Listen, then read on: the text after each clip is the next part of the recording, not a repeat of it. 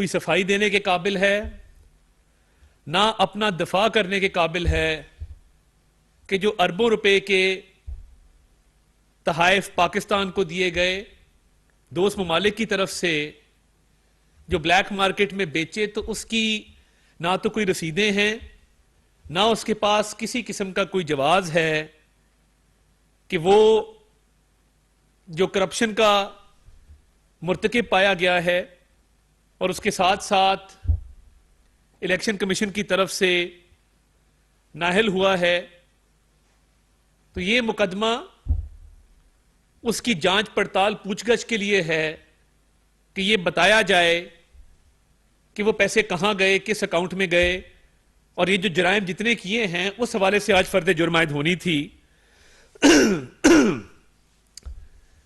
ये एक ऐसा आदी मुजरिम है कि जिसने पहले जब कोर्ट की तरफ से वारंट जारी किए गए वो वारंट वसूल करने से इनकार किया। वारंट की वसूली का मरहला जब आगे चला और जब पुलिस गिरफ्तारी के लिए गई तो वहां पे दहशतगर्दों ने असले से लेस इसके कारकुनान ने पुलिस पर और लॉ एनफोर्समेंट एजेंसीज पर ना सिर्फ हमले किए बल्कि उनको जानी नुकसान पहुंचाने की कोशिश की। ये सारी कार्रवाई जो लाहौर में लाहौर के अमन को खराब किया गया, बदअमनी फैलाई गई और जिस तरीके से लोगों के जानो माल को नुकसान पहुंचाया गया, ये सिर्फ इसलिए था कि फर्द जुर्म आयद ना हो और मुझे पेश ना होना पड़े। ये सारा मामला जो इतनी हाइप क्रिएट की गई, ये सिर्फ और सिर्फ फर्द जुर्म से बचने के लिए ये हाइप क्रिएट की गई, क्योंकि पता है कि जब तोशाखाना का हिसाब मांगा जाएगा तो हिसाब देने के लिए है नहीं, क्योंकि पता है कि जब पूछा जाएगा कि आप करप्शन और करप्ट प्रैक्टिसेस में मुलव्वस रहे हैं तो उसमें भी कोई जवाब देने के लिए नहीं है।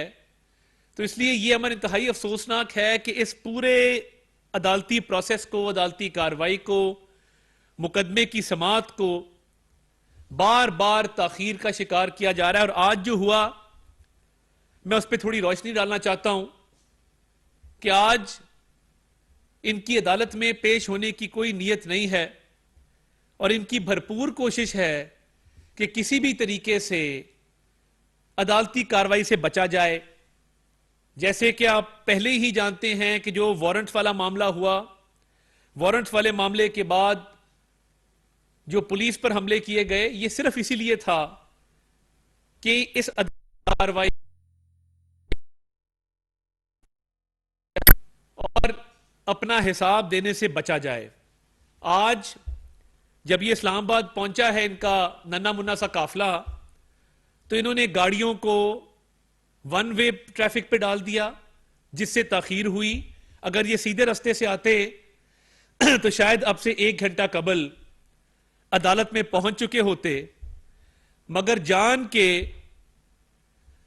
ताखीर इसलिए की गई कि कोर्ट में जवाब देने को है नहीं, तोशाखाना में फर्द जुर्म लगनी है, वो इनको सूट नहीं करती, क्या जवाब देंगे। तो पहले काफिले को वन वे ले गए, आगे से ऑनकमिंग ट्रैफिक आई जिसकी वजह से सारा मामला ताखीर का शिकार हो गया। अब ये बिल्कुल जुडिशियल कॉम्प्लेक्स के बाहर पहुंचे हैं और गाड़ी में मौजूद हैं, चाहे तो अदालत में जा सकते हैं। और मैं आपको यकीन दिलाता हूं, ना पुलिस की तरफ से, ना लॉ एनफोर्समेंट एजेंसीज की तरफ से, ना हुकूमत की तरफ से किसी किस्म की कोई रुकावट नहीं है। और ये गाड़ी में बैठ के वहां से ऑर्डर चला रहे हैं, कारकुनान को पथराव की हिदायत दे रहे हैं। ये इतना बुज़दिल शख्स है, ये इतना डरपोक शख्स है कि एक फर्द जुर्म के पीछे पिछले कई हफ्तों से पूरी निजाम सरकार को यह मफलूज करके रख दिया है कि वारंट मौसूल नहीं करना, वहां पे दहशतगर्दों को पनाह देकर, मुसल्लह कारकुनान को पनाह देकर पुलिस पर हमले करना। आज जो चीजें बरामद हुई हैं कौम के सामने है। मामला सिर्फ यह है कि क्योंकि इसके हाथ करप्शन में रंगे हुए हैं, तोशाखाना की चोरी की है, अकाउंट की डिटेल्स पास नहीं है, रसीदें पास नहीं हैं, फर्दे जुर्म से बचने के लिए और ये जो तोशाखाना की चोरी का मुकदमा है इसको आगे चलने से रोकने के लिए और ताखीर का शिकार करने के लिए ये तमाम हरबे इस्तेमाल किए जा रहे हैं। आज 3:30 बजे इनको अदालत में पेश होना था, 3:30 से पहले इन्होंने किया क्या, गाड़ी वन वे डाली, आगे से वन वे ट्रैफिक आई, वहां पे मामला खराब हो गया, ये रश में फंस गए। उसके बाद चंद सौ मीटर की दूरी पर जहां पे जुडिशल कॉम्प्लेक्स बिल्कुल सामने है, अब वहां पे कारकुनान को हिदायत दी, कारकुनान ने पुलिस पर पथराव किया। और यह पहली दफा तारीख में हुआ है कि कारकुनान की जानिब से आंसू गैस के शेल फायर किए गए हैं पुलिस के ऊपर। एक सोचे समझे मंसूबे के तहत इमरान नियाजी आज अदालत से राह फरार इख्तियार कर रहे हैं दोबारा, कि लोगों की नजरों में यह हो कि मैं इस्लामाबाद पहुंच गया था, मुझे पुलिस ने पेश होने नहीं दिया गया। मैं कैटेगोरिकली आपको बता दूं, ना पुलिस की तरफ से, ना लॉ एनफोर्समेंट एजेंसीज की तरफ से, ना वफाकी हुकूमत की तरफ से किसी किस्म की कोई दिक्कत नहीं है, कोई रुकावट नहीं है। गाड़ी में बैठ के पथराव करवाया जा रहा है, आंसू गैस की शेलिंग करवाई जा रही है पुलिस पर। हम इस लॉ के प्रोसेस को फैसिलिटेट करना चाहते हैं। अगर इन्होंने अदालत में पेश होना है, इनको पूरी सहूलतकारी फराहम करेंगे, इनको पूरा फैसिलिटेट करेंगे, ये अपनी गाड़ी लाएं और आके अदालत में पेश हो जाएं। और ये जो बदअमनी आज इस्लामाबाद में फैलाने की कोशिश की जा रही है, इसकी इजाजत नहीं दी जाएगी। वीडियो फुटेज मौजूद है, हमारे पास एविडेंस मौजूद है कि सिर्फ फर्दे जुर्म के डर से इनकी कांपें टांग रही हैं।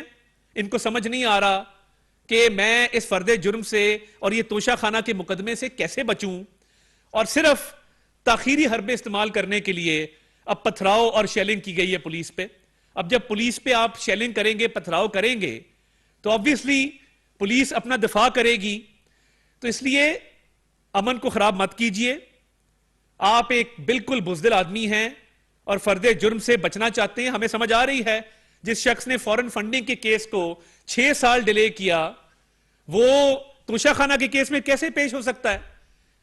और तोशा खाना के केस से बचने के लिए जो जो इन्होंने हरबे इस्तेमाल किए हैं, तरीके इंसाफ मुझे ये कहने में कोई आर नहीं है कि एक दहशतगर्द जमात बन चुकी है, जिनके पास पेट्रोल बम है, जिनके पास जदीद असला है, जिनके पास दहशतगर्दों के, बाकायदा दहशतगर्द तंजीमों के, कुलदम तंजीमों के अराकीन इनके पास मौजूद हैं।